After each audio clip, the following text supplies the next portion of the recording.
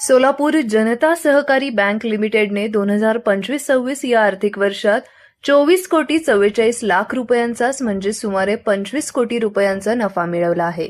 विशेष म्हणजे बँकेने याच वर्षात तब्बल 3,000 कोटी रुपयांच्या मिश्र व्यवसायाचा टप्पा पार केला असून बँकेचा निव्वळ NPA 0% आला आहे, अशी माहिती बँकेचे नूतन अध्यक्ष सुनील पेंडसे यांनी मंगळवारी पत्रकार परिषदेत दिली. गेल्या आर्थिक वर्षात बँकेने उत्कृष्ट कामगिरी करत ठेवी आणि कर्ज वाटपातही लक्षणीय वाढ नोंदवली आहे. बँकेकडे सुमारे 1,659 कोटी 21 लाख रुपयांच्या ठेवी असून 1,110 कोटी 40 लाख रुपयांचे कर्ज वाटप करण्यात आले आहे. बँकेचा ग्रॉस NPA 8.31% घटून 3% आला असून निव्वळ NPA 2.97% शून्यावर आला आहे. संचालक मंडळाच्या मार्गदर्शनाखाली वसुली विभागातील अधिकारी आणि कर्मचाऱ्यांनी प्रभावी वसुली मोहीम राबवून बँकेच्या प्रगतीत मोठा वाटा उचलला आहे.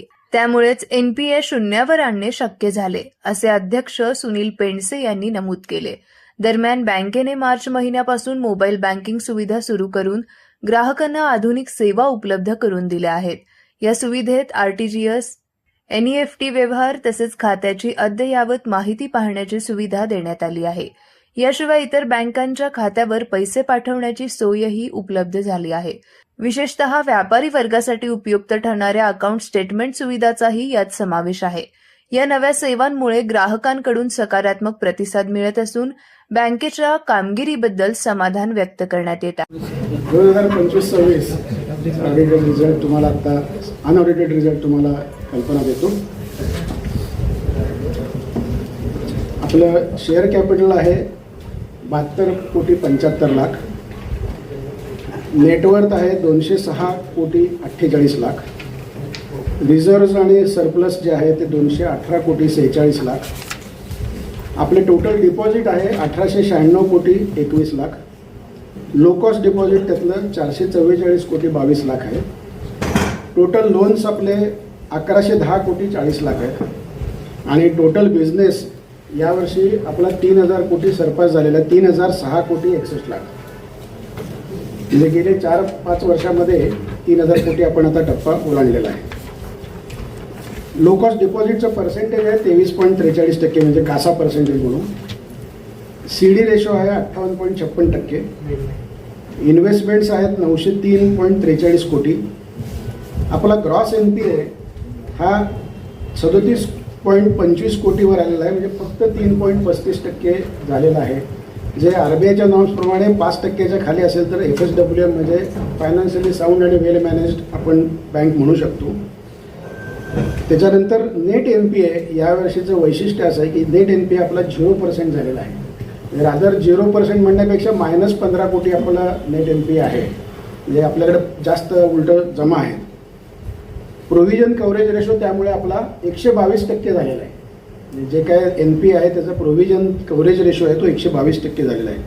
आणि CRAR हा 20.86% झालेला आहे. आणि यावर्षीचा प्रॉफिट आहे 24.93 कोटी.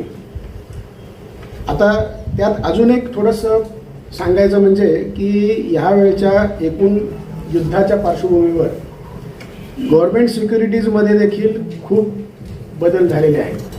आणि त्यामुळे आपल्याला इन्व्हेस्टमेंट डेप्रिशिएशन रिझर्व्ह क्रिएट करायला लागला. आणि तो जवळजवळ यावर्षी आपण इन्व्हेस्टमेंट डेप्रिशिएशन रिझर्व्ह, कारण मार्केट कंडिशनमुळे युद्धामुळे खूप मार्केट व्होलाटाईल झाल्यामुळे कमी झालेलं असतं, त्याच्यामुळे आपल्याला 17 कोटी 24 लाख रुपये आपल्याला IDR specific reserve depreciation reserve आपल्याला प्रोव्हिजन करायला लागली. म्हणजे तसं बघायला गेलं तर 25 कोटी अधिक 17 कोटी आपला 42 कोटी नफा आहे असं म्हणायला काही हरकत नाही, कारण ती प्रोव्हिजन केल्यामुळे आपला नफा आज 24.93 कोटीवर आलेला आहे.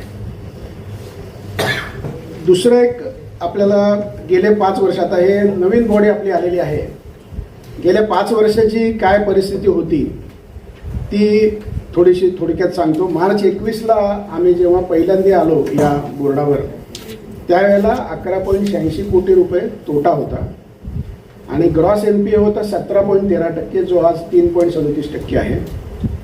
आणि तो त्यावेळेला 187.41 कोटी होता, तो आता 37 कोटी आहे. नेट NPA त्यावेळेला 8.47% होता, म्हणजे 83.91 कोटी रुपये होता, तो आता 0 आहे. डिव्हिडंड 17-18 पासून दिलेला नव्हता, परंतु आणि साफ सुपरवायझरी ॲक्शन फ्रेमवर्कमध्ये त्यावेळेला बँक होती. पण आता गेल्या 3 वर्ष आपण सलग डिव्हिडंड देतोय. यावर्षी डिव्हिडंड द्यायच्या परिस्थितीमध्ये आहोत आणि गेल्या 3 वर्ष आपण 7, 8, 9% डिव्हिडंड दिलेला आहे वाढत्या क्रमाने. आणि गेले वर्षभर आपण हिरक महोत्सवी वर्ष साजरं केलं आहे. त्याच्यामध्ये बरेच आपण कार्यक्रमही केलेले आहेत. त्याच्यामध्ये गेल्या 3 वर्षामध्ये बऱ्याच प्रमाणात सगळी इन्व्हेस्टमेंट्स IT मध्ये आपण खूप केलेली आहे. आणि 21 साली जो 11.86 कोटीचा लॉस होता तो 4 वर्षात, म्हणजे ते पहिल्या वर्षीच आपण कव्हर केला आणि पुढच्या 4 वर्षात साधारण 24 ते 25 कोटी ॲव्हरेज दरवर्षी आपल्याला नेट प्रॉफिट होत आहे. त्याच्यानंतर 2023 साली साफमधून आपली बँक बाहेर पडली आणि त्यामुळे आता टोटल रिझर्व्ह 220 कोटी झालेत, नेटवर्थ 206 कोटी झाले. CRAR 20% जास्त आहे, ज्याचं 12% कमी असावं असं RBIचं हे आहे. मिक्स बिझनेस आपला 3000 कोटीच्या पुढं झाला आहे. आपण मोबाईल बँकिंग सुरू केलेलं आहे ऑलरेडी 2 मार्चपासून.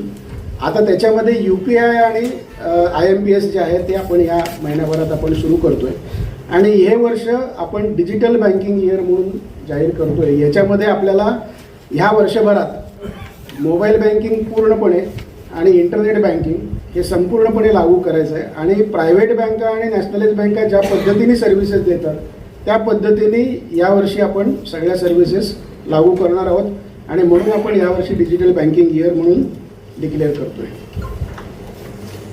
आणि तसंच या वर्षात साधारण 4 नवीन ब्रँचेस पण ओपन करायचा आपला विचार आहे.